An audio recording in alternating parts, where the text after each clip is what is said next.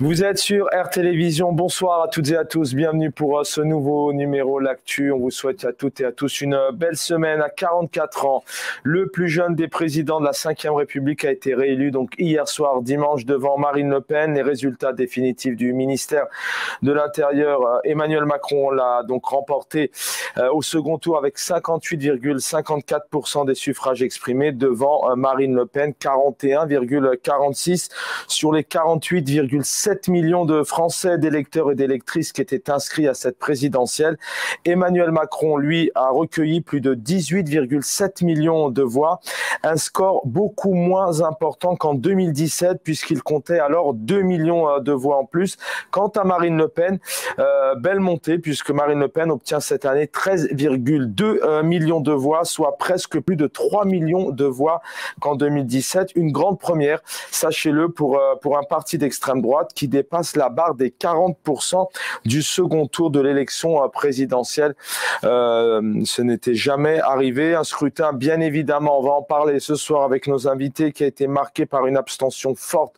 On verra un graphique dans quelques instants qui revient un peu sur l'abstention de 69 à 2022. L'abstention progresse également puisqu'en 2017, 12 millions d'électeurs ne sont pas allés voter. Cette année, ils étaient 13,6 millions pour cette présidentielle 2022.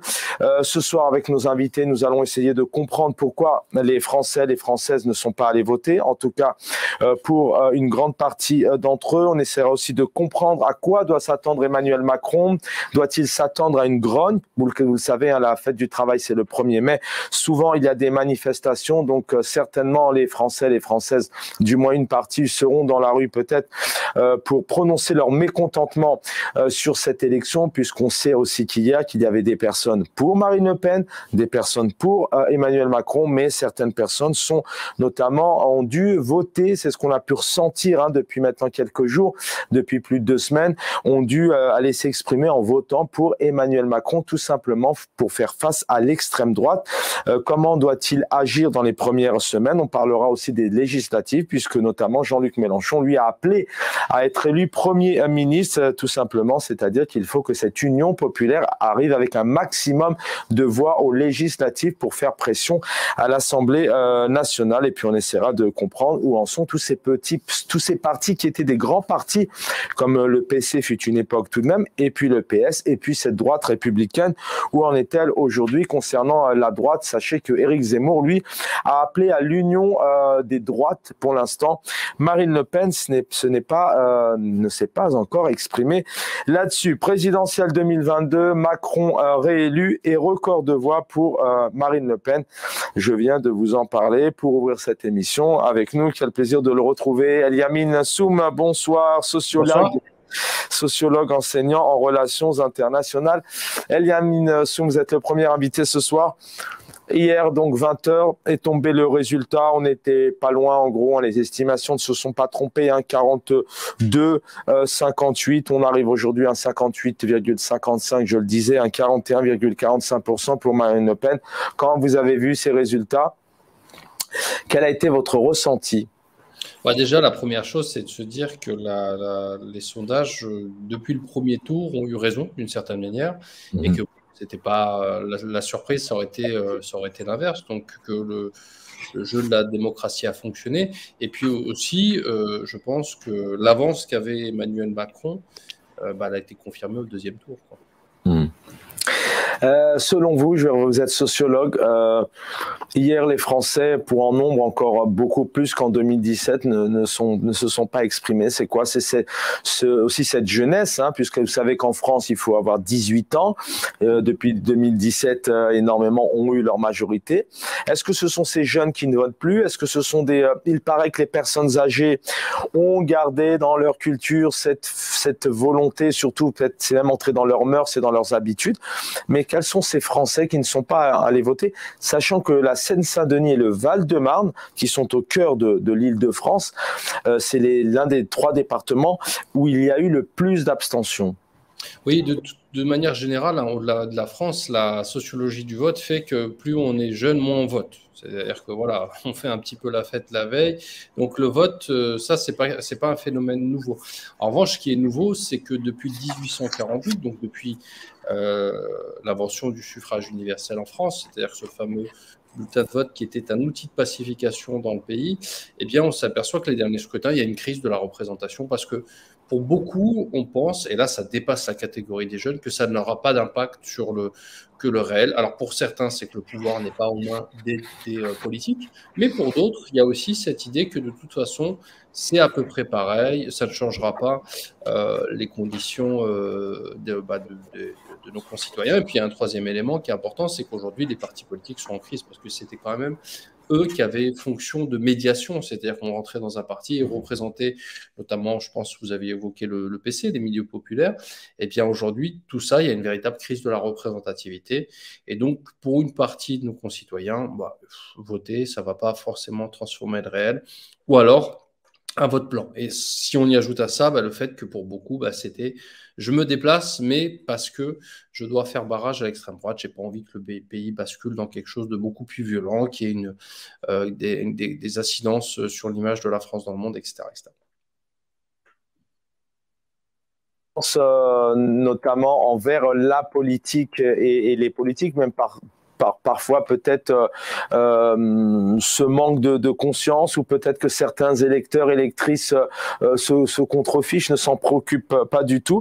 C'est parce qu'aujourd'hui, les partis n'ont pas su se renouveler, n'ont pas su construire des projets à la hauteur, ou peut-être ne savent pas non plus communiquer à cette nouvelle génération, ou c'est aussi le fait qu'il y a aussi tous ces médias qui arrivent, cette communication à tout bout de champ, on mélange tout, on en parle toute la journée, qui permet peut-être de créer une cacophonie, une sorte d'incompréhension générale, notamment auprès des Français et des Françaises, peu importe l'âge, pour aller voter. Vous avez évoqué plusieurs éléments. Le premier, effectivement, c'est la manière de faire de la politique. Le militantisme après la Deuxième Guerre mondiale, c'était le militantisme ouvrier de masse. On sortait dans la rue, plutôt masculin. Et on voit aujourd'hui la manière de militer, c'est balance ton porc, c'est les réseaux sociaux. On voit bien qu'on n'est plus dans les mêmes modes de contestation, même si on continue d'avoir, comme les Gilets jaunes, la manifestation, le fait d'occuper l'espace public. Donc il y a d'autres formes d'engagement chez les jeunes. Donc, il y a d'autres consciences qui sont peut-être liées aux questions de la lutte contre le racisme, la question de l'environnement, ou encore les questions en lien avec le féminisme. Et puis, effectivement, cette idée que les grandes utopies qu'on a pu vivre au XXe siècle, ces grandes idées, eh bien aujourd'hui, elles ne font pas Flores. C'est-à-dire on n'est pas en train d'espérer le grand soir, la transformation ou la révolution, mais on est plutôt dans cette idée on va essayer de faire un petit peu de saupoudrage ou du militantisme local. On va aller se battre pour avoir les petits jardins partagés, des maraudes dans notre quartier. Voilà, on a plus ce sentiment, ce cadre d'action avec l'international qui aujourd'hui a beaucoup plus de mal à émerger. Je vous le dis, on traverse une crise de la représentation, une crise de la manière de faire de la démocratie. On entend souvent d'ailleurs des gens dire mais on n'est plus en démocratie, on est dans une forme de dictature, le vote ça sert à rien. Ce qu'on peut entendre, c'est que la réalité, c'est que le régime présidentiel tel qu'il a été pensé depuis la Ve République, c'est un régime où il y a quand même une partie du pouvoir qui est confisquée pendant 5 ans. Et voilà, donc ça renforce, je dirais, le sentiment qu'il y a une crise de la représentation. Mais militantisme, il y aura toujours. Il y a toujours des formes d'engagement différentes. Ça peut être sur les réseaux sociaux, ça peut être à travers des actions ponctuelles, mais on a toujours des formes d'engagement, notamment parmi les plus jeunes. Selon vous, comment aujourd'hui on en arrive à ce que des hommes et des femmes qui spécialement n'ont pas, vous parlez de militantisme, mais qui n'ont pas eu spécialement un parcours en politique, qui n'ont pas été élus, conseillers municipaux, maires, députés à la région ou encore au département et encore moins président, et qui émergent comme ça. Emmanuel Macron, c'est son cas en 2017. Je rappelle qu'il a été nommé ministre, mais il n'a pas été élu. On n'élit pas les ministres ministre en France. Bon, Éric Zemmour, c'est pareil, hein, c'est un arriviste qui a grandi comme ça et qui a su se présenter. Est-ce que c'est une nouvelle forme justement de politique, de candidats comme ça, d'avoir du saupoudrage de personnes qui peut-être arriveront, ou est-ce qu'on pourrait demain retrouver des Mitterrand, des Giscard d'Estaing, des De Gaulle, des Rocard, des grands hommes, ou même des Sarkozy qui ont quand même un parcours en politique, des Hollande? Oui. Alors, il ne faut pas confondre deux choses. C'est-à-dire qu'effectivement, le parcours de Gaulle, ce n'est pas tout à fait le même que celui de Sarkozy. Ouais. C'est-à-dire que beaucoup sont passés par la résistance, qui a été une clé d'entrée pour la politique. Alors, dans le cas de François Mitterrand, oui, c'est un vieux briscard de la politique. Mais la question que vous soulevez, c'est est-ce que finalement, on n'a pas cette espèce d'idée d'homme providentiel, personne qui arrive. Et ce qu'on voit, hein, là où je vous rejoins, c'est que le trio gagnant du premier tour, c'est effectivement Emmanuel Macron, qui est un outsider, mais qui prépare sa candidature depuis un certain nombre d'années, qui est soutenu par des milieux industriels, médiatiques, etc., qui est ministre. Ensuite, vous avez Marine Le Pen, qui, elle, est une héritière. Elle a hérité d'un parti politique et on voit bien qu'il n'y a pas d'autres figures qui émergent, même si elle a évoqué lors de son discours hier Jordan Bardella, qui elle a une trajectoire politique, hein, député, etc., etc. Et puis on a Jean-Luc Mélenchon qui lui est un apparatchik, qui a fait que de la politique, hein, qui n'a jamais vraiment travaillé dans sa vie. Travail normal, puisqu'en France, je rappelle que les élus sont censés être bénévoles et ils bénéficient d'une indemnité. Il n'y a pas de travail salarié lorsqu'on est élu, c'est le cadre juridique. Et Jean-Luc Mélenchon, c'est le leader charismatique. Donc la question, c'est demain, si ces trois figures-là disparaissent du champ politique, est-ce que les partis continueront d'exister? Et ça, c'est une vraie question qui se pose. On est effectivement dans des périodes un petit peu d'hommes providentiels. Est-ce que si Marine Le Pen n'est plus là, le Rassemblement national disparaît? Est-ce que si Jean-Luc Mélenchon n'est plus là, la France insoumise va disparaître. Donc ça, c'est effectivement une vraie question, mais on voit émerger. Mais ces forces, elles n'émergent pas de nulle part. Elles sont le fruit de l'héritage pour Marine Le Pen. Emmanuel Macron, c'est quand même issu d'un milieu. Et dans le cas de Jean-Luc Mélenchon, eh ben, c'est quelqu'un qui a construit toute sa vie autour de la vie, politique en France. Demain, Emmanuel Macron sortira de son repos, puisque aujourd'hui il est à la lanterne, il prend un peu de bon temps et de verdure, comme on en parle assez depuis ce matin dans les médias. Selon vous, pareil, toujours un peu en ayant un peu votre expérience d'analyse, de sociologue, comment est-ce qu'il doit évoluer dans son comportement avec les Français, peut-être être un peu plus sage, être un peu plus à l'écoute, peut-être avoir un comportement plus ouvert, parfois plus apaisé, puisqu'on sait qu'on l'a déjà vu réagir parfois d'une certaine manière, notamment dans le cadre des gilets jaunes ou de la Covid. Qu'est-ce qu'il doit peut-être changer demain pour regagner cette confiance? Et puis, comme il l'a dit hier, hein, on va l'écouter tout à l'heure, hein, œuvrer à cette unité, vivre plus heureux en France, relever des défis en évoquant des années à venir difficiles. Alors effectivement, là, il n'a plus le poids, parce que ça sera certainement son dernier mandat, donc il n'a plus le poids de la réélection. Ce qu'on peut souligner, c'est quand même qu'il a eu un succès. Il a progressé entre 2017 et 2022, ce qui est extrêmement rare. On ne retrouve ça que chez François Mitterrand, mais qui lui a vécu la cohabitation. Donc c'est quelque chose d'assez inédit dans l'histoire, en ayant une crise sanitaire, une crise en lien avec ce qui se passe en Ukraine, hein, une crise de proximité, de voisinage, on va dire, avec la guerre en Ukraine.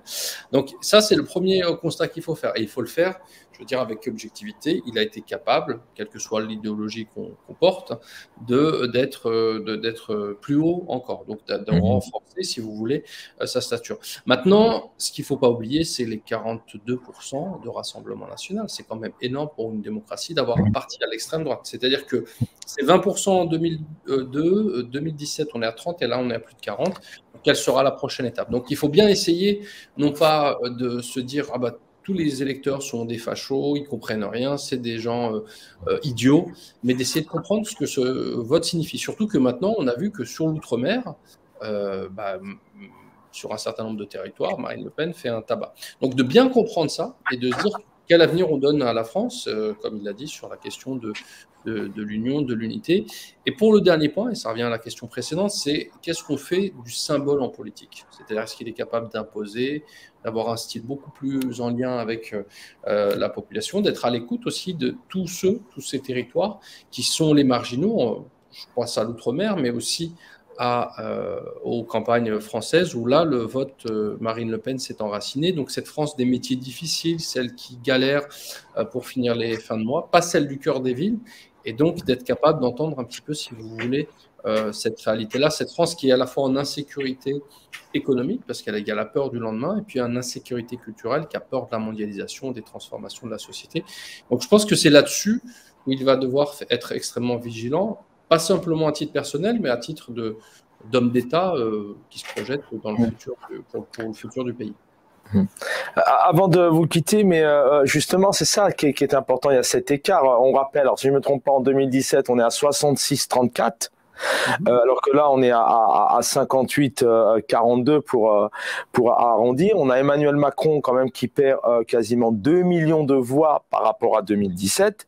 Ouais. Et en plus de ça, on connaît le contexte. Alors bien sûr qu'il a des électeurs qui le suivent, ça va de soi, mais on a tout de même senti une sorte de dynamique où j'ai pas le choix. Bon, bah, je vais quand même voter Emmanuel Macron pour faire face à la droite. Est-ce qu'on peut dire qu'aujourd'hui, il est tout de même en position de force et dernière donc transition, un point là-dessus, et puis transition toute faite, un mot sur les législatives, comment vous les voyez? Sur le rapport de force, oui, mais il ne faut pas oublier qu'il a 28. Il a 28 avec une abstention importante au premier tour. Donc il faut bien avoir en tête que le rapport de force, à mon sens, il ne va pas se créer au niveau des législatives, parce que j'entends beaucoup, notamment les militants de la France Insoumise ou du Rassemblement National, dire bah, il va y avoir les législatives. Mais quand on fait 21-22, bah, ça va être compliqué d'avoir une majorité aux législatives. Compte tenu du système tel qu'il est organisé, on ne fonctionne pas à la proportionnelle en France. Donc ça, c'est le premier point, mais je pense que le troisième round, ce ne sera pas tant les législatives qui vont probablement, on verra, après, je n'ai pas de boule de cristal, mais conforter le choix des Français à l'élection présidentielle. Je pense qu'on aura la République en marche. Alors, l'inconnu, c'est la centaine de députés, les Républicains, est-ce qu'ils vont être reconduits? Comment va se comporter l'électorat qui, aujourd'hui, identifie plutôt Emmanuel Macron centre-droit, droite libérale d'un point de vue économique. Donc ça va être un petit peu l'inconnu.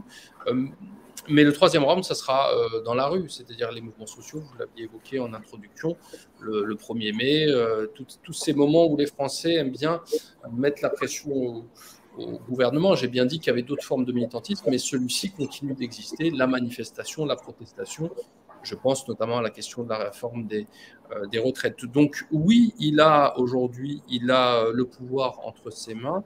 Non, ce n'est pas un blanc-seing parce qu'une partie de l'électorat a dit « je vote Macron en passant le nez » et qu'il faudra de toute façon être vigilant à la question sociale parce que s'il y a bien quelque chose auquel sont attachés les Français, c'est bien évidemment que la France est une démocratie sociale, donc à la qualité de la santé, à la qualité de l'éducation. Et on voit bien chaque gouvernement qui se succède, il y a deux réformes clés, c'est la sécurité sociale et la retraite. Deux postes qui aujourd'hui pèsent parce qu'il y a des complémentaires, la mutuelle pour la sécurité sociale, et des complémentaires retraite et qui pèsent sur le pouvoir d'achat des Français. Donc le troisième round, ça sera, je pense, la rue et puis le rapport de force avec la société civile française. Eliamine Soum, merci d'avoir été avec nous, sociologue. Vous êtes enseignant sur des questions internationales notamment. Merci infiniment d'avoir été avec nous et de vous avoir retrouvé. Je vous souhaite une belle soirée en ce lundi 25 avril. Vient nous rejoindre Farid DMS Deba, ancien élu politique, producteur, réalisateur. Bonsoir Farid DMS Deba. Oui, bonsoir. Merci. Aklim Elouli est avec nous aussi, maire adjoint à Bonneuil-sur-Marne, un département où on a le moins voté, justement, membre du Conseil national du Parti socialiste. Bonsoir, cher Aklim Elouli. Bonsoir. Bonsoir, Jabal Kassi, vous allez bien? Ça va, bonsoir merci. À nos téléspectatrices et téléspectateurs. Merci infiniment d'être là. Aklim Elouli, je commence avec vous. Avant de vous poser cette question, puisque vous êtes vous aussi élu en fonction sur le terrain depuis plusieurs années, on va parler de cette abstention et de ce département, puisque Bonneuil-sur-Marne, c'est dans le Val-de-Marne. Quand il est 20h hier, vous avez eu ce résultat, votre ressenti? Déjà, c'est un soulagement parce qu'il y a des gens qui vont vous dire qu'effectivement, il n'y avait pas de risque, mais qui vont vous faire le calcul de le delta entre le score de Macron et le score de Marine qui est de 16 points ou je ne sais plus combien, alors qu'en réalité, c'est 50 plus une voix pour être élu à la République, donc elle est à 9 points. En fait, on voit bien la progression. Donc il y a un soulagement, mais en même temps, eh bien, il faut que les gens entendent et que j'espère que j'ai écouté le discours du président sortant et rentrant hier soir, qui semble avoir entendu le message. Il faudra qu'il le traduise parce que en fait, il a une lourde responsabilité parce que c'est déjà la troisième fois qu'on nous fait la digue républicaine. On ne pourra pas la faire une quatrième fois, donc il va falloir bien réfléchir à ces souffrances, à ces gens qui sont fâchés, qui sont effectivement aujourd'hui en attente d'une politique plus humaine, plus juste. Et effectivement, c'est pas un blanc-seing qu'il a eu. Je pense que l'initiative doivent être un des éléments. Après, effectivement, il faut que les gens adhèrent à une politique. Il faut faire aussi des propositions. Il suffit pas de sauter, comme disait à l'époque, pour paraphraser le général de Gaulle, comme un cabri, pour qu'effectivement les choses avancent et se règlent. Donc, il faut des propositions claires. Et à mon avis, il faut que le président prenne le sens de ses responsabilités et notamment la lourde tâche qui est la sienne parce que il faut apporter des réponses. C'est que les réponses qu'il a apportées dans le précédent quinquennat ne peuvent pas satisfaire puisqu'il y a quand même beaucoup de gens qui avaient du mal à voter pour lui. Donc il faut qu'il entende cet effort qui a été fait en leur apportant des politiques plus adaptées. Alors justement, effectivement, certaines personnes ne savaient pas pour qui elles allaient voter. Certains ont parlé même entre la peste et le choléra. Que faut-il choisir? Comment il a été élu ce président hier? Je rappelle qu'il a 2 millions de voix en moins que 2017. Je le disais tout à l'heure. L'écart est beaucoup moins important en 2017 entre lui et Marine Le Pen. Hein. L'écart était beaucoup plus important en 2017. Comment il a été élu ce président hier? Il a autant de soutien réellement qui suivent son programme. Il y a beaucoup d'électeurs qui se sont dit bon que voilà, l'extrême droite j'en veux pas donc je vote Macron. Quelle est votre analyse? Déjà son score de premier tour, hein, il est effectivement, c'est des gens qui ont voté pour lui parce qu'ils voulaient faire barrage tout de suite à l'extrême droite, un peu dans le vote utile, qui a été aussi sur Jean-Luc Mélenchon. En fait, on a déjà fait des analyses sur ces 3 blocs du premier tour. Sur le second tour, il a été élu, on voit bien quand même qu'il a été élu par défaut, puisqu'on n'a pas eu de vrai débat. On parlait de projet contre projet, ça c'est pas, il n'y a pas eu de vrai projet. En fait, aujourd'hui, certains se félicitent de la disparition des partis de gouvernance, comme les socialistes et la gauche en général, ou comme les républicains, anciennement la RPR et la droite en général. En fait, ils ne devraient pas trop se féliciter parce que du coup, ça ouvre la porte des populismes. Et alors qu'avant, même si on n'était pas d'accord, il y avait un projet contre projet, même si les choses n'étaient pas parfaites, mais on avait de vrais projets de société.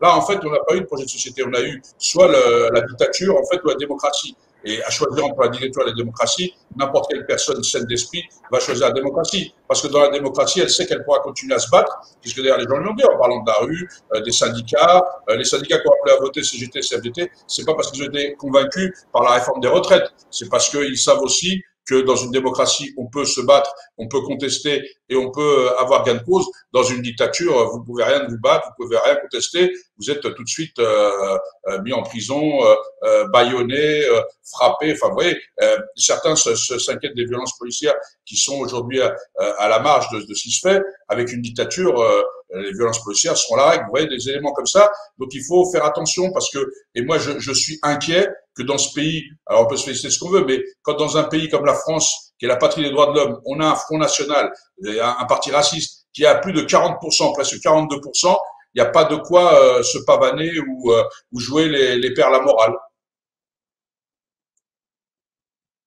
Un instant, Farid DMS Debat, pareil, même question, il est 20h hier. Quel est votre ressenti lorsque vous avez vu ces deux portraits s'afficher sur tous les écrans avec ces résultats? C'était prévisible que Macron allait être réélu. Maintenant, est-ce qu'on peut philosopher sur le fait qu'il a été bien élu, mal élu? Bon, peu importe, il est toujours en poste, il renouvelle son mandat. Bon, c'est dont acte. Maintenant, Akli l'a bien souligné, un pays comme la France qui a banalisé la parole raciste et anti-musulmane, il faut se poser des questions qui puissent à ce point drainer plus de 40% à une élection présidentielle. C'est grave dans le pays des Lumières, des droits de l'homme, à ce niveau-là, la lumière, elle est éteinte. Donc, ça pose question, ça pose aussi question du rôle médiatique actuel qui a permis justement d'ouvrir et de faciliter la parole raciste et anti-musulman. Donc c'est ça aussi sur quoi il faut se poser des questions. Quand vous regardez des chaînes de télévision, d'information en continu qui blâment à longueur de journée sur tout et n'importe quoi les musulmans, c'est normal qu'ils attisent la haine comme on pouvait attiser la haine en 1933. Je fais pas du tout, c'est pas anodin ce que je dis, parce que c'est vrai, là, quand on parle de pénurie d'huile et que c'est de la faute des musulmans parce qu'ils font des beignets, et dans quoi on est? Et ça, on est en France, et nul ne se soulève face à cette ouverture, cette facilité de parole indigne, dégoûtante. Et c'est ça qui me pose problème, non pas la politique de Macron qui va continuer à mener, puisque de toute façon, son programme, il est plutôt arrivé dans cette élection un peu les mains dans les poches. Il s'est déclaré vraiment à la veille de la clôture des candidatures. Il a présenté un programme qui n'était pas vraiment un programme. Au deuxième tour, il disait, bon, écoutez, je vais piquer un petit peu par-ci, par-là, comme ça, vous allez tous vous retrouver avec moi. C'est n'importe quoi. C'est pas un projet de société qu'il nous propose. Il va faire la continuité de plus ou moins ce qu'il a commencé de faire avec son précédent quinquennat.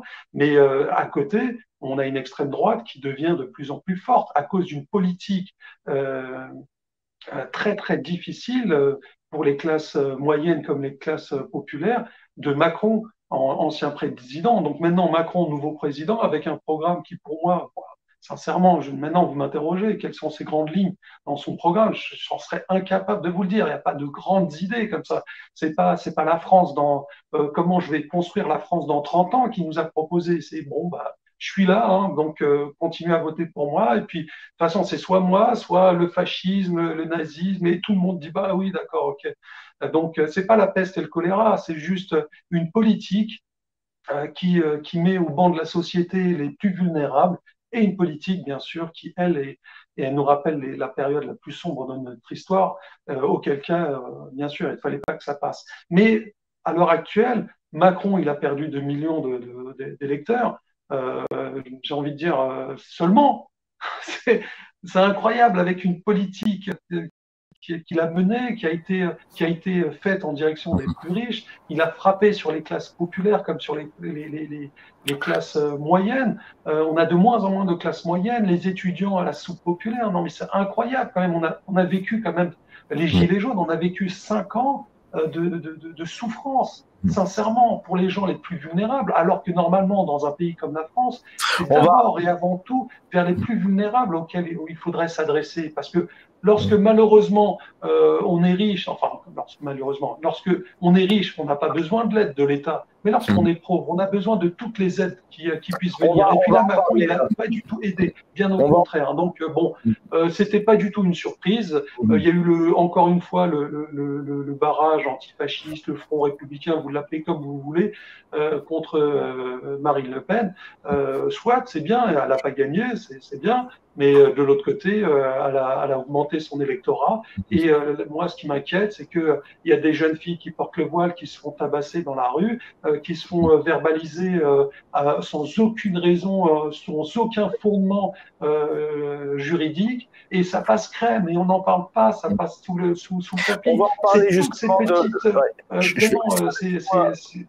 c'est brimades au quotidien que la population musulmane subit en France qui, moi, me donne envie de vomir. Et ça ne devrait plus être tolérable et ça ne devrait plus être toléré ici dans ce pays. Vous m'entendez, Farid, ou pas?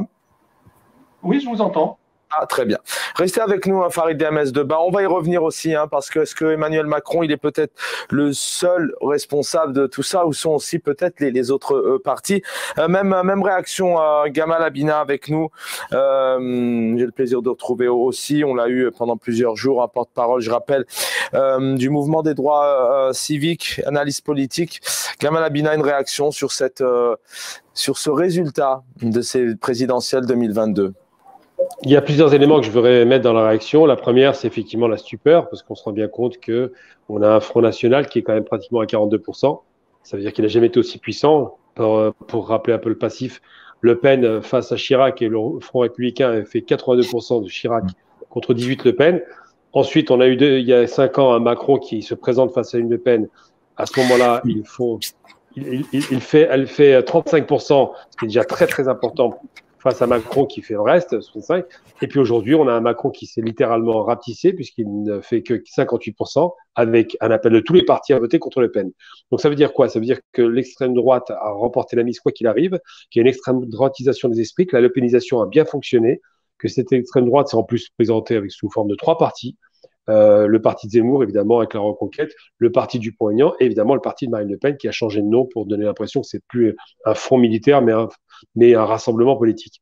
Et donc oui, ce qui est inquiétant dans l'histoire, en substance, c'est quoi? C'est que d'abord, c'est un président, puisque je reprends ce que vous disiez tout à l'heure, mal élu, puisque finalement, un front républicain à 58%, avec surtout 3 millions quasiment de personnes qui ont voté blanc ou abstention, c'est considérable. C'est qu'il y a vraiment une désaffection, enfin, un désintérêt total de l'offre politique qui a été faite. Et puis surtout, et c'est très important, Macron, qui pendant les 2 premières années de son mandat s'est relativement bien comporté, a dérapé avec les mouvements qui constituent celui-ci, c'est un front, les différentes tendances de son mouvement, a été influencé par ce fameux mouvement laïcard qui se dit républicain. Et donc, ça a influencé sa politique pendant 3 années, qui a conduit à des lois extrêmement répressives, extrêmement liberticides et islamophobes. On l'a souligné. En sous-jacent, qu'est-ce qui est inquiétant? C'est que finalement, avec une forte poussée du Front National, eh bien, la politique va être dictée à l'avenir effectivement, par une tendance extrême droitière. Et que Marine Le Pen n'a juste à attendre tranquillement, puisque sa progression de 35 à 42%, c'est 7 points de plus, veut dire que si elle poursuit cette progression, eh bien, il est probable qu'à la prochaine mandature, elle l'emporte.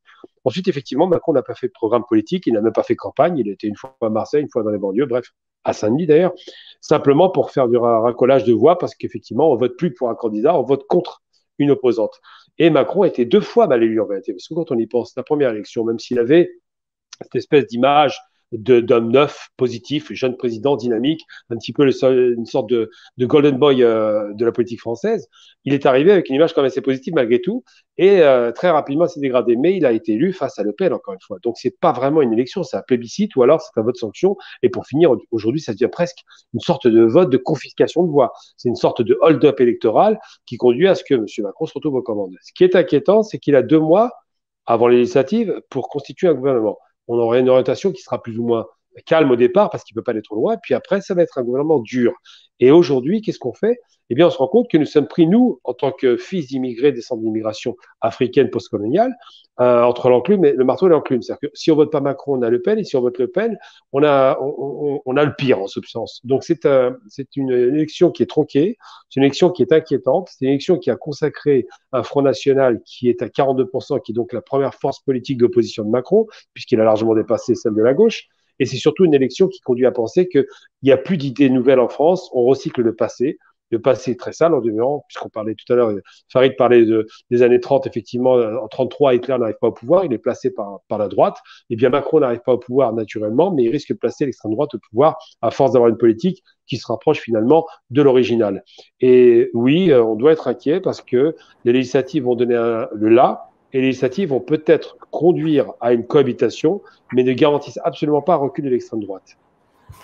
Merci Gamal Abina. On va revenir bien évidemment un peu sur le programme et puis les causes, les raisons ou les avantages des 2 partis sur un peu leur élection. Où est la responsabilité, où sont aussi les autres partis qui sont encore là tout de même si les résultats au premier tour ont été assez bas, mais ils sont encore là. Comment vont-ils se comporter? Et puis où est Jean-Luc Mélenchon, effectivement, qui demande à se faire élire en tant que Premier ministre? Alors, je rappelle qu'en France, c'est le président qui choisit son Premier ministre. On n'élit pas un Premier ministre, mais il fait référence justement à cette force aux législatives. Mais on va s'arrêter un instant sur peut-être le premier ou le 3e vainqueur de cette présidentielle. C'est à nouveau cette abstention. Vous allez voir ici à l'écran donc ce graphisme avec les abstentions de 1969.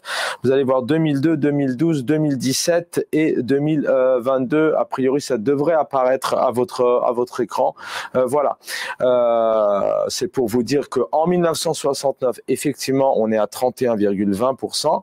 Et depuis, effectivement, c'est cette présidentielle 2022 avec comme vainqueur Emmanuel Macron qui bat des records puisqu'on est à 28,01. Donc si on enlève 69, une année d'ailleurs juste après mai 68, on est vraiment arrivé à un record. Akli Melouli avec nous, Val-de-Marnais, Akli Melouli, le Val-de-Marne, un département plein de jeunesse, un département très populaire, un département où il y a énormément de quartiers, énormément aussi de difficultés, il y a énormément de richesses, mais c'est là où ça a le moins voté aussi parmi les 3 départements. Oui, je crois que à l'occasion aussi de rappeler que je crois que Farid, que je salue, est aussi Val-de-Marnais comme moi. Donc on est deux au moins déjà là. Alors effectivement, l'abstention c'est révélateur, c'est-à-dire qu'en fait les gens rejettent complètement la politique d'Emmanuel Macron. Ils ont beaucoup de mal et c'est ça le risque. Et c'est vrai qu'aujourd'hui on ne peut pas aussi leur dire que il faut aller voter si derrière ils n'ont pas de gage. En fait, aujourd'hui, la question qui est posée, c'est quid du pouvoir d'achat, quid de la dignité humaine. On a vu aussi quand même que pendant le quinquennat, les richesses se sont accumulées, mais elles n'ont pas été partagées. Et donc la question du partage des richesses, parce qu'on ne peut pas non plus continuer à être une société que productiviste, il va falloir aussi réfléchir. Et d'ailleurs, c'est là-dessus qu'il se base sur la question des retraites. Les gens parlaient tout à l'heure, Elémine, je crois parler des leviers sécu-retraite.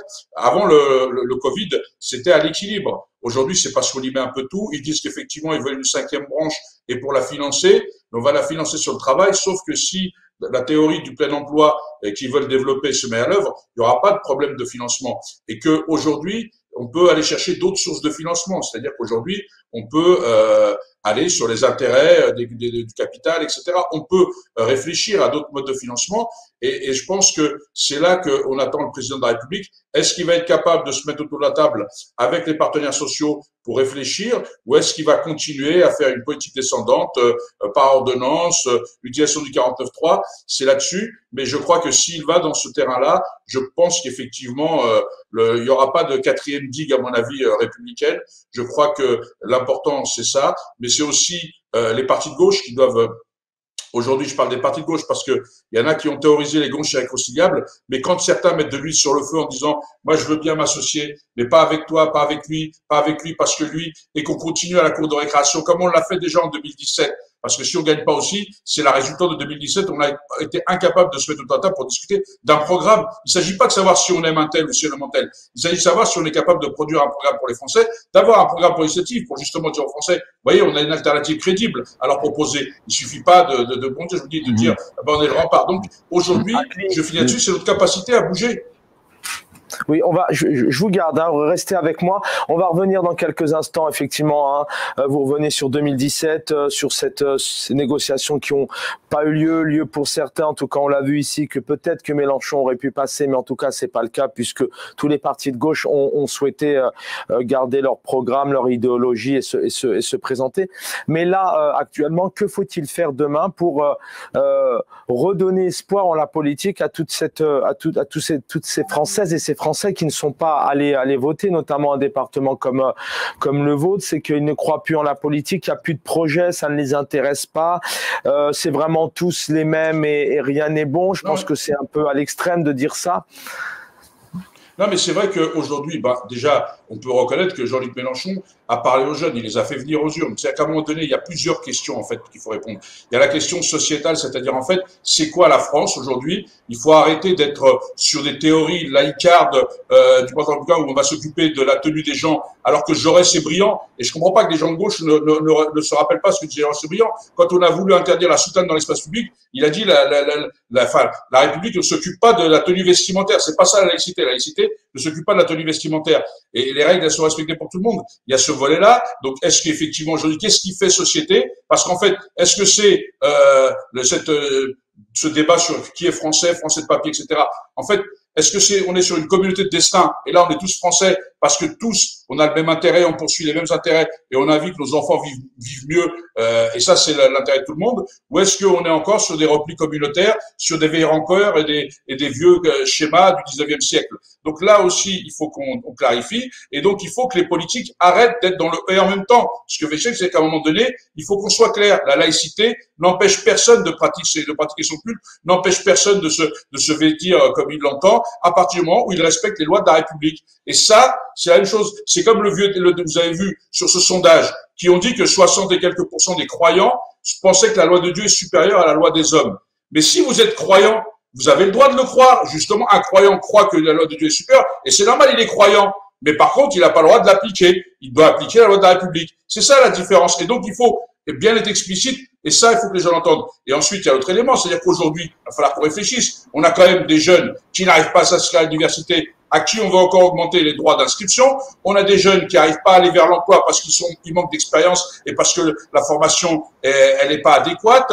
Vous voyez, je pourrais énumérer tout ça. Et donc, il faut apporter des réponses. Mais pas seulement aux jeunes. On veut repousser l'âge de la retraite. Les anciens, à 55 ans, ils sont plus employables, personne ne veut les employer. Et donc, à partir de 55 ans, ils sont effectivement dans des positions où le chômage partiel, le ceci, enfin, et donc ça a un coût aussi. Donc, je veux bien l'hypocrisie. À un moment donné, il faut lever le voile là-dessus. Et sans jeu de mots par rapport au voile, le débat d'avant. Mais en tous les cas, il va falloir que les politiques, aujourd'hui, apportent des réponses. Mais quand je parle des politiques, je parle y compris de la gauche. Par exemple, moi, le Parti socialiste, pour pas parler de toute la gauche, mais les autres, ils sont toujours mieux. Tout le monde dit que il est toujours mieux que les autres, mais en réalité, qu'est-ce qu'il propose au fond? Parce qu'aujourd'hui, ça fait plus de 30 ans qu'on n'a pas eu de grandes idées de gauche. Et moi, quand Mélenchon dit effectivement le blocage des prix, ça c'est une bonne idée. À partir d'un certain seuil, il faut revenir, la répartition se fasse différemment et tout. Voilà, mais il faut réfléchir, travailler, y compris avec l'économie. C'est-à-dire qu'on peut pas avoir raison tout seul contre les autres. Il y a des gens qui voudraient avoir raison tout seul contre les autres. Et moi, je prends à témoin les gens. Je ne connais personne. Avoir raison tout seul, c'est pas faire société, c'est pas construire l'avenir. Donc, il faut qu'on ait une cohérence d'ensemble et qu'ensemble, on puisse travailler à un programme de gouvernement. C'est ça qu'attendent les Français. Et je crois que dans le Val-de-Marne, d'ailleurs, dans le Val-de-Marne, paradoxalement, les gens votent pour leurs élus au niveau local, quelle que soit la couleur politique, parce qu'ils sont dans la proximité ou ils les enlèvent. Donc, on voit bien que c'est plus que l'appartenance à telle ou telle écurie, c'est la qualité des hommes qui sont en phase avec les projets et avec leur société. Farid DMS de bas, même question. Alors effectivement, si je me trompe pas, vous êtes crémelinois, hein, vous êtes du côté vous êtes dans le Val-de-Marne aussi, un département qui a un peu voté. C'est la question qu'on se pose à chaque scrutin d'ailleurs.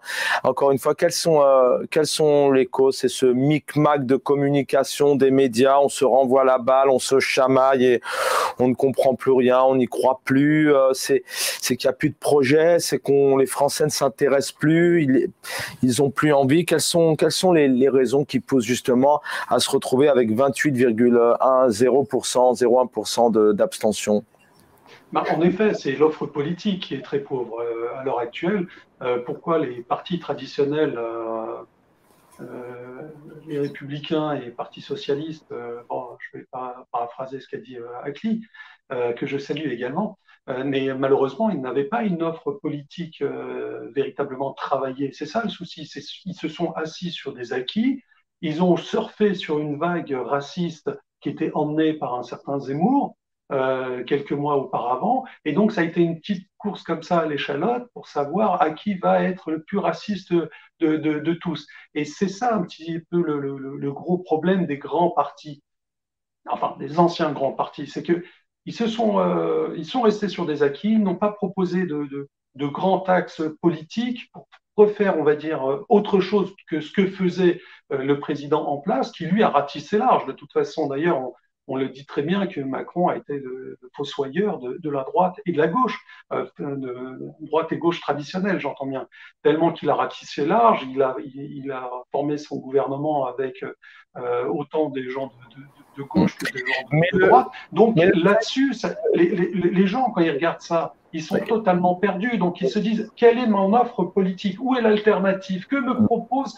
les autres partis? Et c'est ça qui fait que les gens, ils sont dégoûtés. C'est-à-dire qu'ils se disent que c'est juste un travail derrière, juste pour la place. C'est pas bien d'avoir ce côté politique, tous pourris et tout.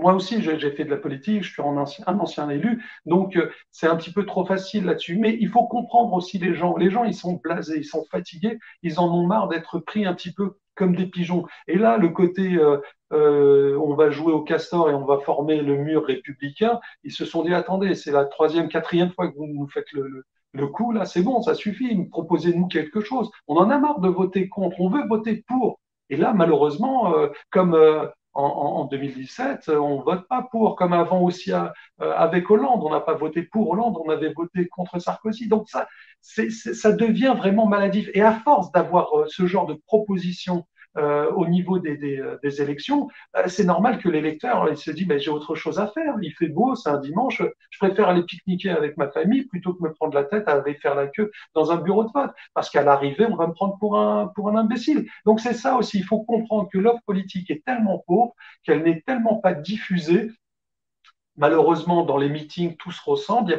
Il faut dire ce qu'il en est. Mélenchon a proposé un travail derrière depuis quelques temps. Mais hormis lui, je parlais tout à l'heure de Macron qui arrivait un petit peu les mains dans les poches, c'en est un très très bon exemple. Il a été élu, pour moi, vraiment les mains dans les poches, sans proposer un programme avec des fortes lignes. Donc quand vous avez cette proposition politique à l'heure actuelle, les gens ils se disent mais je ne vais pas voter pour ça, il n'y a rien qui m'intéresse. Il est où ton programme? C'est ça ton programme? C'est du réchauffé. C'est quoi la France dans 10 ans? Qu'est-ce que tu me proposes comme avenir pour mes enfants? Ah, rien. Bon, ciao, j'ai autre chose à faire qu'à perdre mon temps. À l'heure actuelle, les gens, ils ont perdu espoir en l'avenir. Et ça, c'est très grave. Ils ont perdu confiance aux politiques parce qu'à l'heure actuelle, ils imaginent qu'un politicien, c'est quelqu'un qui œuvre pour soi, pour sa paroisse, non pas pour le bien commun. Et ça, c'est triste. Gamal Abina, pareil, Farid DMS de Bas, effectivement, nous raconte l'histoire, effectivement, d'Emmanuel Macron, hein, qui a rapidement été candidat, qui a ratissé large, mais est-ce que là, c'était pas plus le renouveau, encore une fois, hein, on se souvient au début du quinquennat, ces législatives, en mettant des nouveaux députés, d'ailleurs, qui ne savaient même pas ce que c'était que la prime de Noël la somme, enfin, le salaire précis du SMIC, etc. Donc, voilà, un mot aussi sur cette abstention. Et puis, est-ce qu'aujourd'hui, effectivement, pour y arriver, est-ce qu'il ne faut pas spécialement être arriviste et puis, faire un peu de show, je vais tout changer, je suis là, je ratisse large, etc. Vous savez, je salue à clé aussi et Farid, ainsi que vous-même, parce que je suis arrivé un peu en retard. Très rapidement, pour expliquer, la problématique qui se pose réellement, c'est qu'aujourd'hui, l'offre politique non seulement est pauvre, mais ne produit pas grand-chose en termes de changement, d'avancée, d'amélioration des conditions économiques, socio-économiques.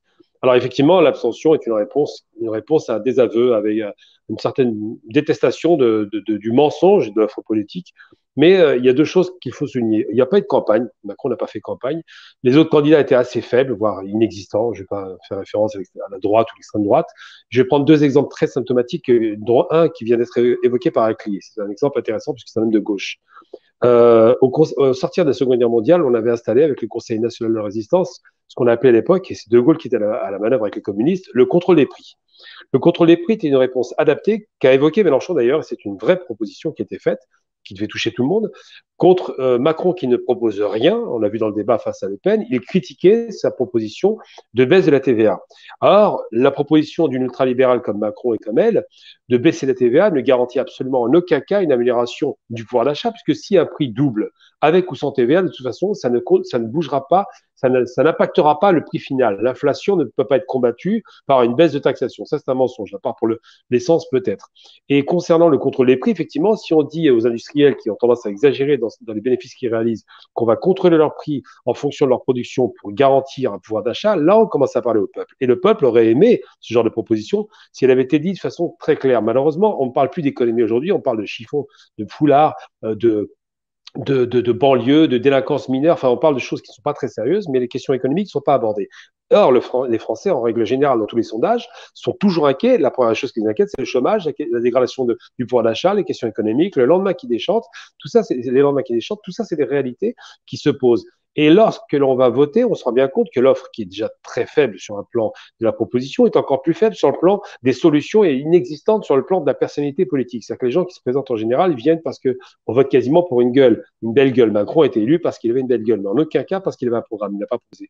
Et donc c'est vrai que, par exemple, je vais donner une offre toute simple que je vais donner devant tout le monde. J'ai déjà fait plusieurs fois ces propositions qui ne sera jamais retenue, évidemment. Je dis que si on veut libérer du pouvoir d'achat, il suffit simplement de diviser les prix de loyer imposés par l'État, donc les HLM et puis les grands groupes, de diviser le prix du loyer par deux, de sortir de cette spéculation qui a conduit à à des surloyers considérables qui se rapprochent du modèle anglais. Ça libérerait réellement du pouvoir d'achat et on pourrait aborder facilement l'inflation à venir qui est en train de se manifester à une moyenne de 5% par mois.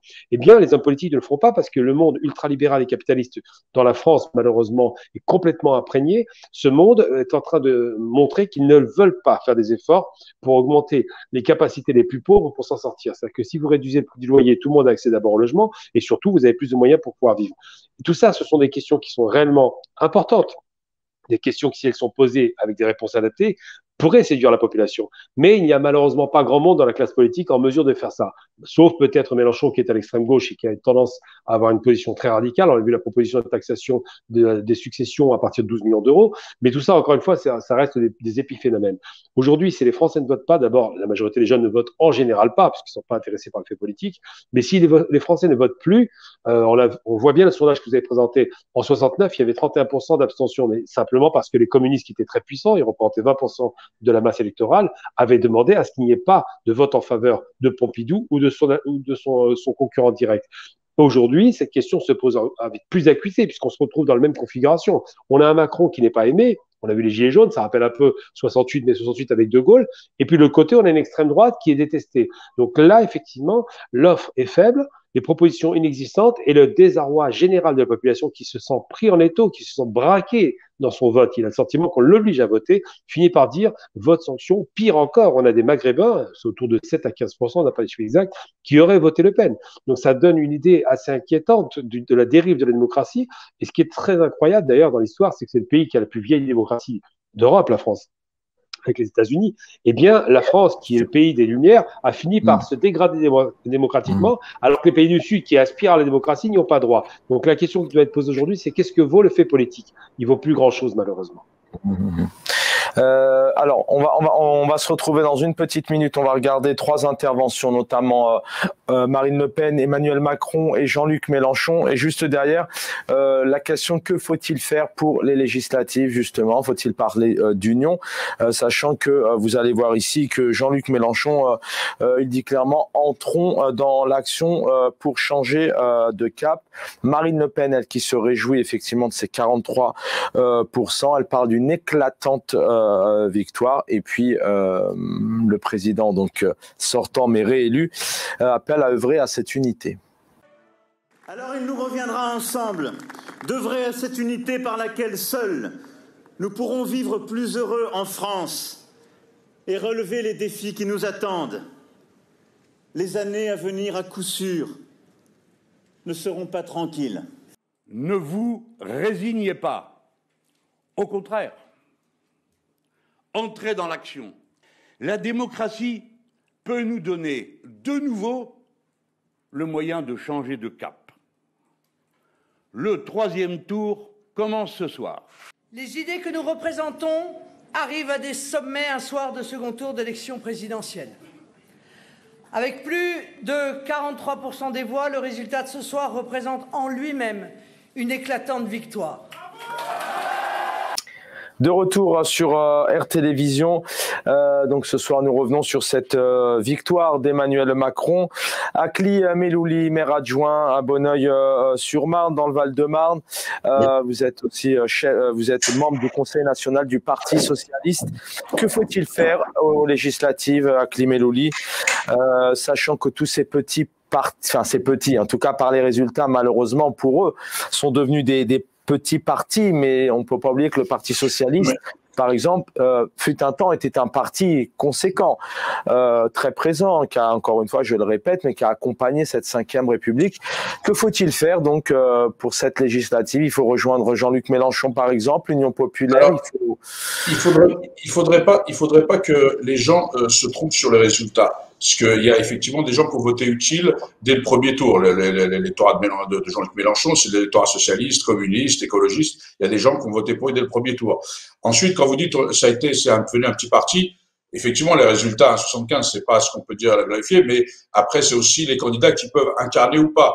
Mais on a eu, quand Hamon a fait un petit score, ça n'a pas empêché les socialistes de garder les régions, de garder les départements et encore d'en gagner, ou de maintenir les villes et de gagner des villes. Donc il faut faire attention parce qu'il y a quand même un socialisme local, tout ça qui existe et qui, effectivement, pour les législatives, va peser aussi fortement. Mais il y a aussi un enseignement que tout le monde sait. Et ça, c'est pas la peine d'avoir fait Sciences Po ou de faire d'analyse pour le comprendre. C'est que quand la gauche n'est pas unie, elle perd.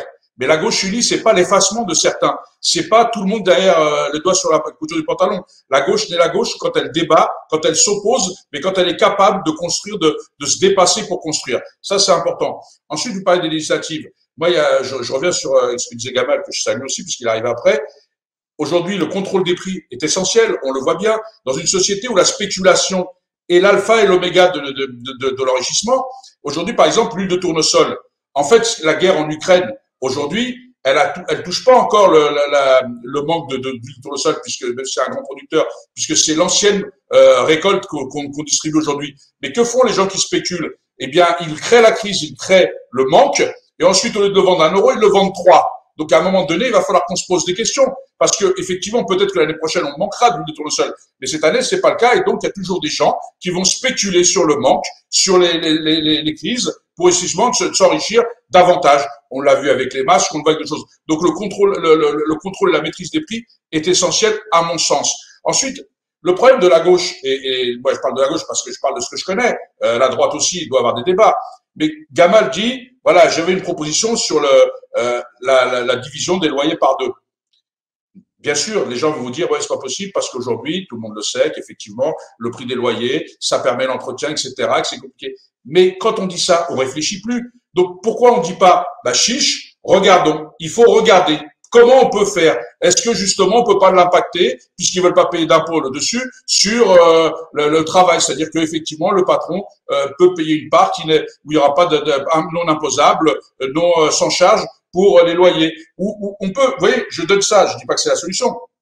Je dis juste que quand la gauche n'est plus capable de réfléchir et qu'elle rejette d'un revers de main toutes les propositions, alors elle n'est plus la gauche. Le progrès, l'innovation démarre toujours par de fausses bonnes idées ou de bonnes fausses idées, mais qui sont travaillées et qui permettent justement de réfléchir. Et moi, ce que je dis, si aujourd'hui Mélenchon au début disait, enfin pas lui, certaines personnes disaient oui, mais on peut plus parce qu'il nous a insulté un tel.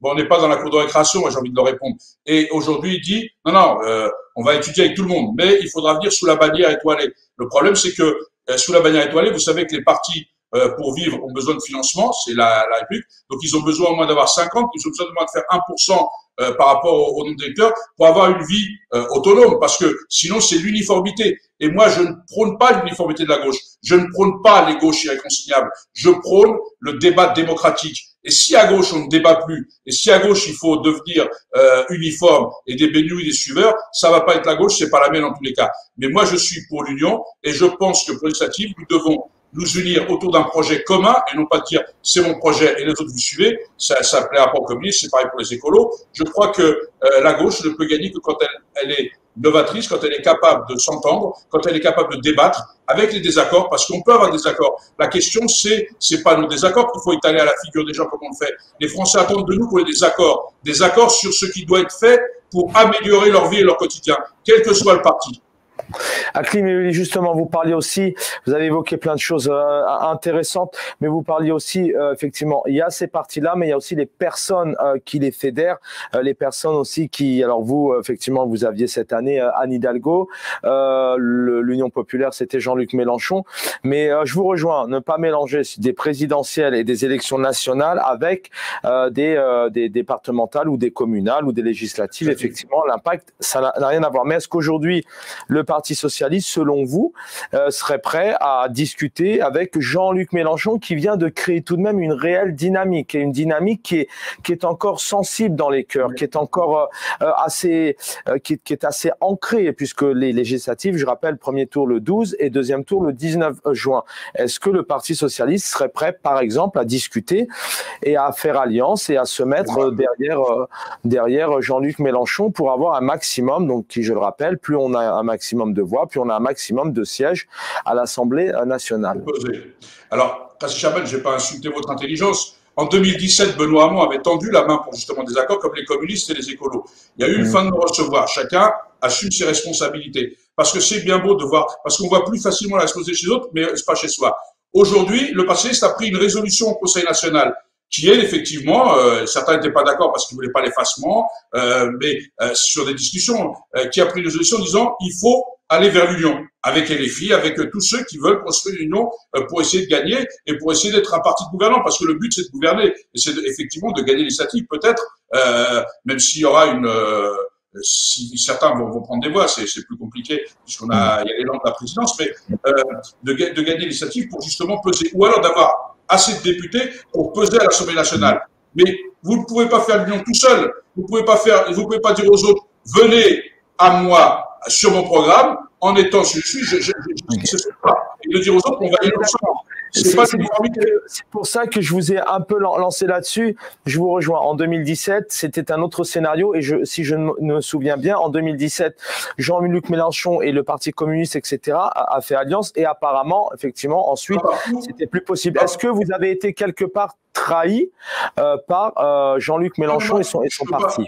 Moi, je ne parle pas de trahison. Vous savez, je n'utilise pas les termes forts parce que moi, tout ce qui est de gauche, je ne veux pas être étranger. Et vous le savez, je l'ai dit avant l'élection du premier tour. Moi, je tape jamais sur la gauche. Je dis juste qu'on a raté une opportunité en 2017 de pouvoir gagner la présidentielle 2022. Et je dis que si on rate l'opportunité de 2022 pour essayer de préparer la présidentielle de 2027, eh bien, nous aurons tous notre part de responsabilité. Et vous savez que vous disiez, en l'occurrence, en 2017, le Parti socialiste faisait 6,5% avec Benoît Hamon et Jean-Luc Mélenchon était pas loin des 20%.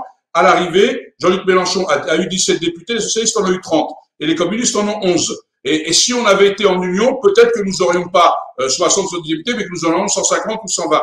Donc aujourd'hui, on est à la croisée des chemins. Il s'agit pas, et vous savez, quand vous arrivez en tête, quand vous êtes l'homme fort, on l'a connu au Parti socialiste, et on n'a peut-être pas été brillant non plus, parce qu'il faut aussi se regarder.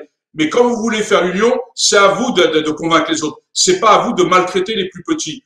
Voilà, nous on avait le PRG, on a d'autres partenaires. Donc aujourd'hui, effectivement, vous l'avez dit, est-ce que nous serons en capacité de le faire? Malheureusement, moi je ne suis pas décideur national, mais au niveau local, nous on arrive à travailler dans l'union avec tous ceux qui veulent construire, et parfois on n'y arrive pas, et ben on n'est pas d'accord, on le dit, mais au moins on le dit sans amertume, sans frustration et sans rancœur, mais on en assume la responsabilité et on en assume l'échec, parce que en fait, il faut être plusieurs pour avoir un échec. Et moi je vous le dis, je ne fais pas partie de ces gens qui donnent des leçons à tout le monde, qui veulent avoir raison. Moi, je suis sur le terrain, je milite depuis plus de 30 ans, et même beaucoup plus sur ces questions de diversité. Quand j'étais d'accord avec mon parti, je le dis. Quand je ne suis pas d'accord, je le dis. Mais en tous les cas, sur le terrain, je suis avec les gens. J'essaie de faire ce que je peux. J'essaie de me regarder dans une glace, et je ne donne surtout pas de leçons aux autres, parce que le but, si on commence à être à donneur de leçons, je ne crois pas qu'on soit dans les gens qui rassemblent, qui bâtissent. Allez, il nous reste une petite vingtaine de avec vous trois, j'espère pouvoir vous garder. Même réaction pour Farid DMS de bas. J'aimerais aussi, avant la fin de l'émission, qu'on puisse évoquer que doit faire Emmanuel Macron demain, puisqu'aujourd'hui il est élu président de la République. Quels sont ses chantiers en priorité selon vous? Que doit-il faire pour faire en sorte que les Français, les Françaises subviennent à leurs besoins, pour résumer un peu rapidement leur quotidien? Farid DMS de bas, comment vous voyez-vous ces législatives justement? Il y a des appels assez forts. Éric Zemmour a même appelé à une union des droites, clairement, pour peser un peu plus. Voilà, je voudrais avoir un peu votre vision. Alors, je vais rejoindre un petit peu ce qu'a dit mon camarade Dacli. C'est que l'ancrage local n'est pas du tout la même que la résonance nationale. Donc, c'est un petit peu se fourvoyer que de croire que en faisant alliance par rapport à une décision nationale, ça va impacter sur le local. Parce qu'il y a des gens, par exemple, je ne sais pas, on va prendre Anne Hidalgo qui a fait un score ridicule, mais il y a des gens, des députés, qui, eux, ont un vrai ancrage local, qui ont une aura de par leur travail depuis de nombreuses années auprès de leur électorat, qui, eux, vont être réélus sans aucun problème et ne reflètent pas du tout l'action d'Anne Hidalgo au niveau national. Idem pour Pécresse, qui, elle, représente les LR, mais il y a des candidats, des députés LR qui sont, on va dire, ancrés localement depuis des décennies, vraiment, hein, c'est le cas de le dire, et qui sont totalement indéboulonnables. Et je ne pense pas qu'un accord au niveau national va changer quelque chose. Donc les calculs comme ça, au niveau des... Farid DMS de bas, question très scolaire. Comment vous expliquez, vu que vous mettez ça sur, effectivement, vous l'évoquez, comment vous expliquez effectivement que sur des municipales, donc des maires, sur des élections législatives, effectivement, vous avez raison, hein, l'ancrage n'est pas le même. On peut faire confiance localement plus à son parti LR ou Parti Socialiste ou PC. Et à la fois, il y a un gros décalage lorsque c'est une présidentielle. En une minute là-dessus, comment vous l'expliquez? Et je vous laisse terminer après. Je pense sincèrement que les gens font le distinguo entre un travail local et au niveau national. Au niveau national, on a un projet pour un pays. Au niveau local, c'est beaucoup plus, on va dire, ciblé. Donc, on est plus, on va dire, en adéquation avec les attentes de son territoire. Donc, c'est là aussi qu'on peut perdre des électeurs et ne pas se retrouver dans une offre politique, même si on vote pour son député. On ne va pas forcément voter pour la même couleur au niveau des présidentielles. Ça, c'est totalement vrai, parce qu'on a un autre rapport avec, que ce soit son maire, que ce soit son député, un petit peu plus vrai par rapport à son maire. La plupart n'ont pas, notamment dans les territoires ruraux, n'ont pas d'étiquette politique, et ça va très très bien. Donc, c'est comme ça que je l'analyse. Gamal Abina avec nous, pareillement, c'est législative le 12 et le 19 juin, c'est un enjeu important puisque un peu moins de 500 députés vont siéger tout de même pour légiférer, voter des lois. Comment vous voyez ces législatives et puis comment vous voyez quelque part la place de ce président qui est là effectivement, qui appelle tout de même à une unité, qui a été élu, je rappelle, avec 2 millions de voix en moins, l'écart est beaucoup moins important avec Marine Le Pen qu'en 2017. Comment vous voyez ces législatives et puis la fragilité aussi peut-être de ce président qui demain pourrait peut-être amener à prendre un Premier ministre ou une Première ministre de l'opposition? Alors déjà, il y a plusieurs choses. Déjà, la première chose, c'est le vote frontiste très élevé qui peut influencer la politique de M. Macron, qui était déjà très influencé quand il a fait son premier mandat. Ensuite, sur la question de cette élection, il a sans doute fait une erreur, à mon sens, puisqu'il a décalé l'élection présidentielle pour avoir 2 mois pour la législative. Et ça rappelle un petit peu la dissolution de 97 de Jacques Chirac, lorsqu'il dissout l'Assemblée nationale pensant qu'il avait le vent en poupe. Et finalement, il s'est retrouvé coincé avec une cohabitation qui l'a conduit par la suite, d'ailleurs, à faire une réforme pour qu'il n'y ait plus de cohabitation possible et qu'on se retrouve avec un président élu pour 5 ans, comme le Parlement pour 5 ans. Là, en l'occurrence, Macron a fait une erreur. Il a décalé. Ça donne 2 mois de vraie campagne, puisqu'il n'y a pas eu de campagne. Donc, il y aura une vraie campagne qui va démarrer. La guerre en Ukraine, on s'y est habitué. L'augmentation des prix est en train de démarrer. Les difficultés économiques sont en train d'être observées par les plus pauvres. C'est un président qui, on disait, mal élu. Oui, mal élu, puisqu'il y a eu des bagarres hier à Nantes ou à Paris. C'est pas des grosses bagarres, mais quand même, c'est la première fois que ça arrive sous la Ve République qu'un président soit élu et que ça se finisse en bagarre dans la rue. On est dans quelque chose de très inquiétant. Donc oui, qu'est-ce qui va se passer? Jean-Luc Mélenchon a donné là et il s'est pas trompé. Il a dit, faites de moi votre Premier ministre. Pourquoi? Parce qu'il sait que s'il obtient ce que Acli, je comprends la lecture d'Acli par rapport à son attachement au PS, mais quoi qu'il en soit, s'il obtient cette fameuse union de la gauche qui avait été observée à l'époque avec Mitterrand en 72 avec le programme commun, donc un programme en commun de tous les partis, où ils se mettent d'accord sur ce minimum syndical, s'il obtient cette fameuse union de la gauche, il y a fort à parier, puisqu'en ancrage local, c'est bien que, enfin, il le rappelle, les députés sont bien installés très souvent, que Macron s'effondre, parce que ces députés, eux, par contre, ont été extrêmement médiocres. On a bien vu les différentes sorties à l'Assemblée, c'était assez hallucinant. Ils étaient aphones et quand ils parlaient, c'est pour dire des bêtises. Eh bien, les députés de la classe politique traditionnelle vont revenir en avant, vont reprendre du poil de la bête, et il est probable qu'avec des alliances locales, ça se passe autrement. Après, c'est vrai que l'ancrage local des députés n'est pas le même que celui des municipales. Donc, je fais une distinction quand même. La députation, ça reste quand même la chambre d'enregistrement de la décision législative à l'Assemblée nationale. Donc, ça reste quand même très connecté au pouvoir, puisque quand les députés sont majoritaires dans un parti, ils ont le gouvernement.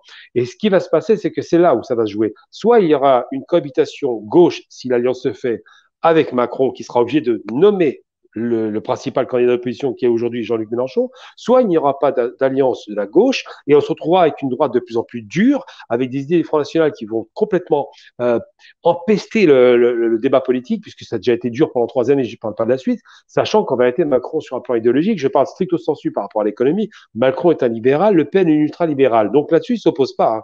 Alors que Macron, composant avec un Mélenchon, ça va être très intéressant. Ça va rappeler un petit peu Jospin Chirac.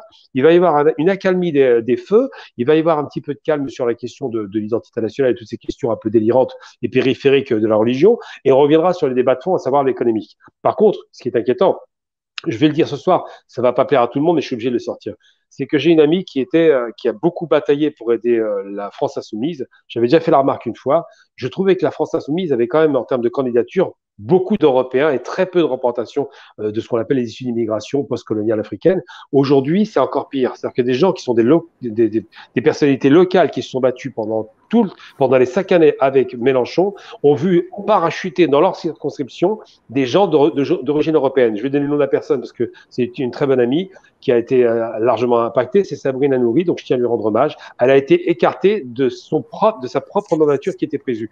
Et ça interroge sur le fait que finalement, Macron a présenté des gens issus d'immigration, même si c'était un peu pour nous endormir, alors que malheureusement Mélenchon, manifestement, ne sait pas se réformer là-dessus. Ça interroge sur la question du racisme. Finalement, Le Pen a peut-être gagné, puisque des candidats de gauche qui auraient dû être plus ouverts à la diversité se sont fermés, semble-t-il. Alors j'espère que ça va changer, mais aujourd'hui je dénonce quand même cet état de fait, à savoir que on a des Garrido à Bobigny, je vais pas donner la circonscription pour Sabrina Nouri, mais quoi qu'il en coûte, ces gens-là ont été écartés au profit de personnes qui n'ont rien à voir avec la question locale. Donc c'est des questions qu'on peut poser et qui nous intéressent. Merci Gamal Abina. Dernier volet, on va évoquer avec vous. Donc, que fera Emmanuel Macron demain? Comment doit-il agir? Commencer par le pouvoir d'achat. Juste vous donner 2-3 exemples et vous avez la parole. Bien évidemment, il va continuer cette baisse des 18 centimes litre de carburant, le gel des prix notamment sur le gaz et l'électricité. Il y a ce chèque énergie. Il souhaite mettre en place un chèque alimentaire. Voilà ce qu'il prévoit. Le gros chantier, c'est les retraites. Actuellement, sachez que c'est en 2022, c'est 62 ans, 64 ans en 28 et d'ici 31, on passera à 65 ans, sachant que ce matin, Bruno Le Maire, chez nos confrères de France Info, disait qu'il ne garantissait pas le fait que le gouvernement fasse appel au 49.3. Vous savez, c'est un amendement qui permet de faire passer une loi coûte que coûte. Voilà, il a aussi pour ambition de faire passer les pensions retraite de 980 à 1100 euros. Et juste une information, sachez qu'aujourd'hui, que le pays est endetté à hauteur de 113% du PIB, du produit intérieur brut, soit 2834 milliards d'euros. Akli Melouli, ce président a un bilan, il vient de passer un quinquennat, il a écouté les Français, il a pris note. Que fera-t-il demain? Est-ce que selon vous, il a pris note, il est conscient, que fera-t-il demain? Est-ce qu'il sera à la hauteur de faire en sorte que les Français vivent bien, vivent heureux comme ils le disent, et puis aussi, comme il l'a évoqué, le fait de s'ouvrir aux autres partis et de travailler avec eux? Alors, j'espère qu'il a entendu le message. En fait, est-ce qu'il a une autre alternative? La question, c'est que ce sera son dernier mandat, donc il ne pourra pas se représenter, c'est dans la Constitution. Donc, est-ce qu'il va descendre effectivement un peu pour entendre et ne pas faire du en même temps, parce que c'est quand même celui qui a supprimé l'ISF, c'est juste des phases symboliques, mais c'était quand même une rentrée financière qui a diminué les APL. Vous savez, les APL, tous les gens du Trésor l'ont demandé à tous les présidents. Tous les présidents qui sont passés sous la Ve République, on leur a demandé de baisser les APL de 5 euros comme il l'a fait. C'est le seul qui a accepté. Les autres ont tous refusé. C'est le seul qui a accepté. Donc, à un moment donné, est-ce qu'il va écouter le Trésor ou est-ce qu'il va écouter le peuple? C'est la vraie question. Parce que vous savez qu'à Bercy, en fait, les gens ne le savent pas, mais c'est le Trésor, en fait, qui souvent arbitre. Comme le crédit à impôt, compétitivité qu'avait voulu faire Hollande, l'arbitrage s'est fait et ça a été dans le sens du Trésor. C'est une des erreurs du quinquennat Hollande. Il y en a d'autres. Le problème, c'est que les gens aussi oublient que la gauche, quand elle a été au pouvoir, toutes les innovations, la Sécu, la SA, la CMU, enfin tout ça, les 35 heures, les 39 heures avant, tout ça, ça a été fait par la gauche. Et ça, les gens l'oublient. et on garde que les trains qui n'arrivent pas à l'heure, mais on oublie de parler des trains qui arrivent à l'heure, qui sont beaucoup plus nombreux. Et on peut reprendre l'histoire et vous verrez que ce que je dis est vérifiable. C'est pas que des mots.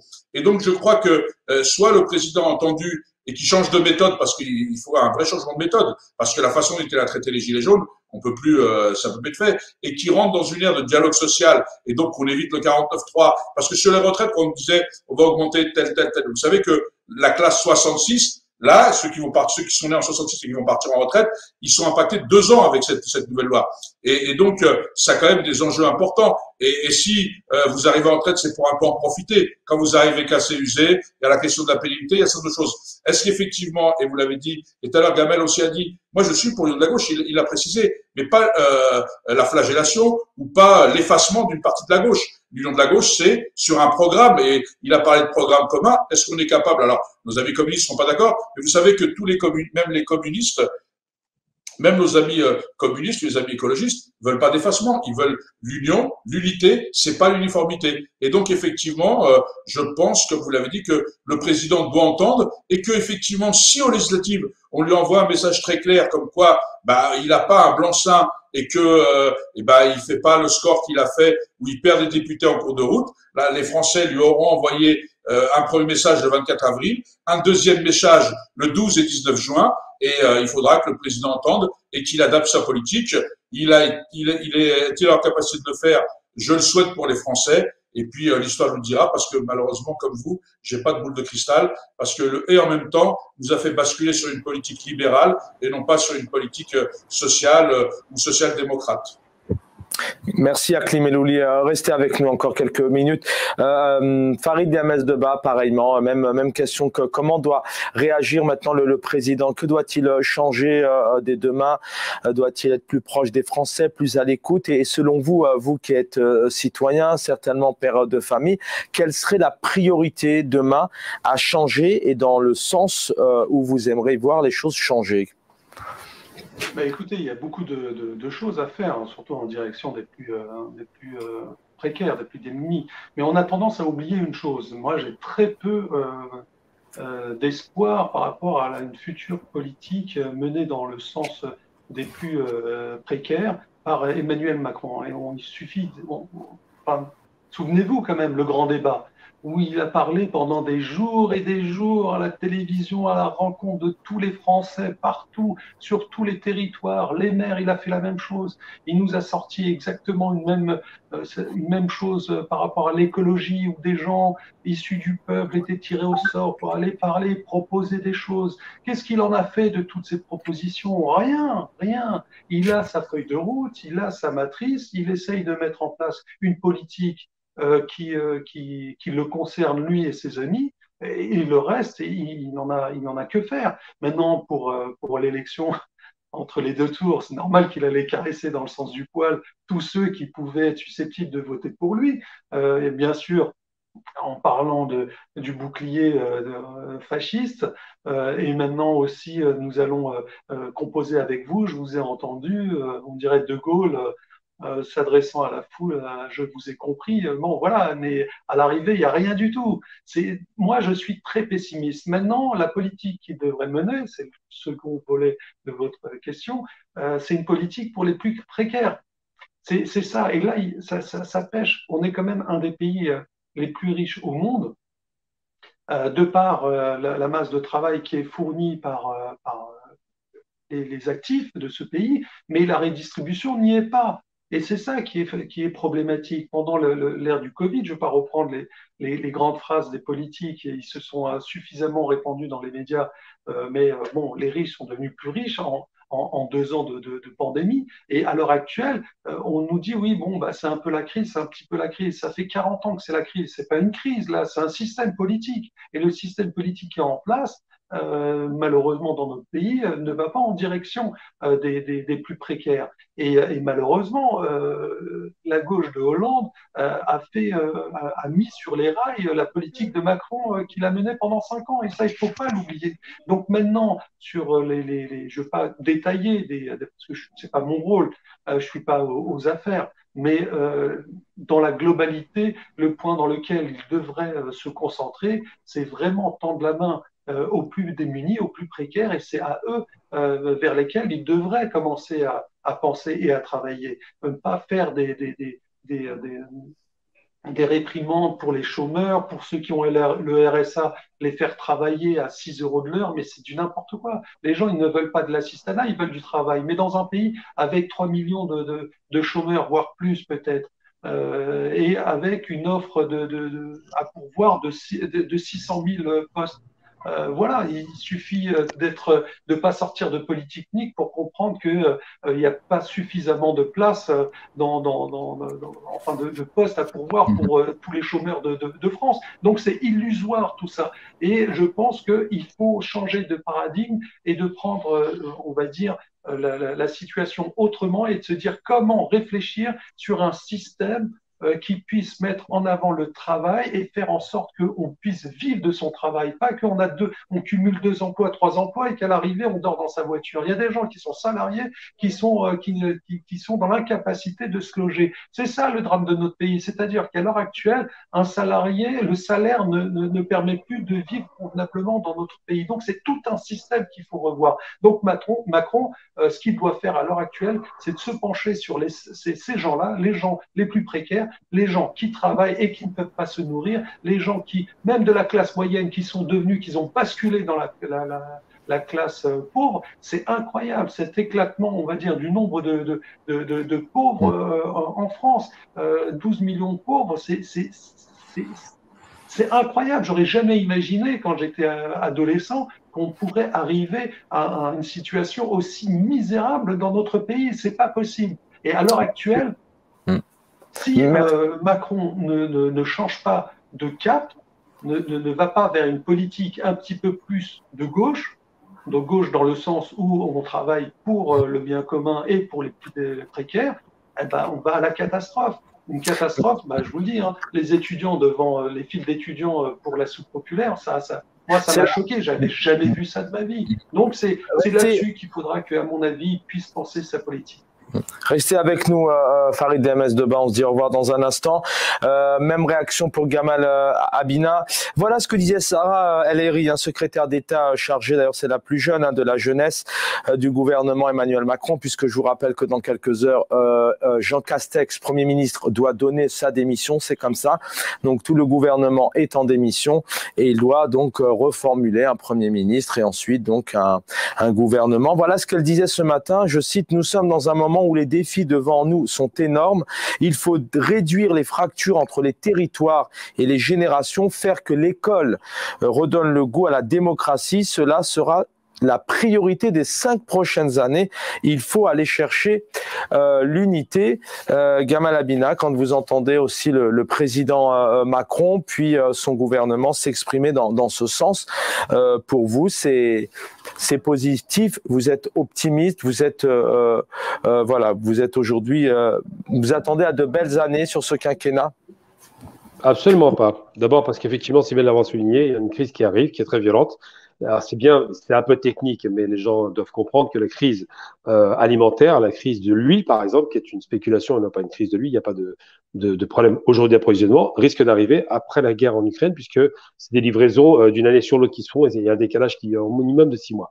Donc quand elle dit ça, elle dit beaucoup de bêtises, cette jeune femme. On ne doit pas l'écouter, on ne doit pas la croire.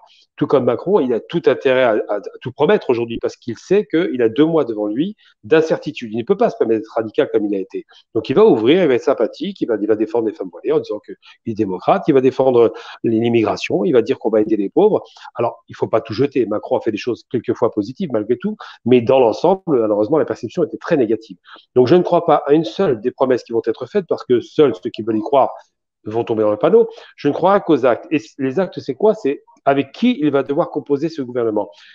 S'il a une majorité à droite, garantie, on aura un système extrêmement dur parce qu'il va tout faire pour réduire cette fameuse dette qui est à 113% maintenant, c'est monumental, de 2800 milliards. C'est un dépôt de bilan pour une entreprise, puisque une entreprise qui est endettée à plus de 50%, elle dépose son bilan. La France étant une entreprise nationale, vous imaginez. Mais on ne peut pas le croire parce qu'effectivement, il va tout promettre alors qu'il ne tient pas grand-chose. Il avait promis à sa première mandature en 2015 qu'il réduirait la misère dans les banlieues. Ça n'est pas arrivé. Qu'il y aurait le plein emploi, ça n'est pas arrivé parce qu'il n'en a pas les leviers. Macron est là pour gérer les grands comptes de l'État et ne s'occupe pas des petits problèmes locaux. Ça n'est pas son travail. Il n'a pas été mandaté pour ça. Il a été mandaté parce que les grands argentiers internationaux ont besoin que la France continue à payer alors qu'elle a été dégradée. Sa note, bon, c'est compliqué quand c'est l'économie, mais sa note dans les agences internationales a été dégradée 2 fois. C'est un pays qui est considéré comme étant de moins en moins bon payeur. Aujourd'hui, on ne paye que l'intérêt de la dette, on ne paye plus le capital. Donc l'obsession de Macron, ça va faire en sorte que le pays redresse les grands comptes de l'État. Et s'il y parvient, il y parviendra sans doute, mais en tapant sur les petits, parce que ce sont les petits ruisseaux qui font les grandes rivières. Si vous voulez de l'argent, il faut chercher là où il y en a. Donc là où il y a le plus de pauvres. Donc j'attends pas de miracle. Par contre, si effectivement il est obligé de cohabiter, là, il va complètement changer sa politique parce qu'il sera obligé de composer avec le ministre de l'Intérieur qui sera un ministre de gauche, peut-être, on ne sait pas. Et ce ministre-là va lui dicter une conduite des affaires intérieures qui sera obligé d'appliquer, le président étant surtout chargé des affaires extérieures. C'est comme ça que c'est fait la 5e République et le Premier ministre fait le travail intérieur. Donc tout ça pour dire que El Ayari, c'est une opportuniste qui va dans son rôle, qui est une menteuse, hein, je le dis clairement, qui a dit beaucoup de choses mauvaises avant et qui maintenant prétend être sympathique, rassembleuse, mais ne l'est pas. Et la plupart de ces ministres sortants sont inquiets parce qu'ils savent qu'ils risquent de ne pas être reconduits, c'est évident, ça dépendra des législatives. Quant à M. Macron, c'est un homme qui est mal élu et qui a besoin de montrer une image un peu moins délétère parce que malheureusement, il est très très mauvais en communication. Il a tendance à avoir des attitudes un petit peu trop hautaines.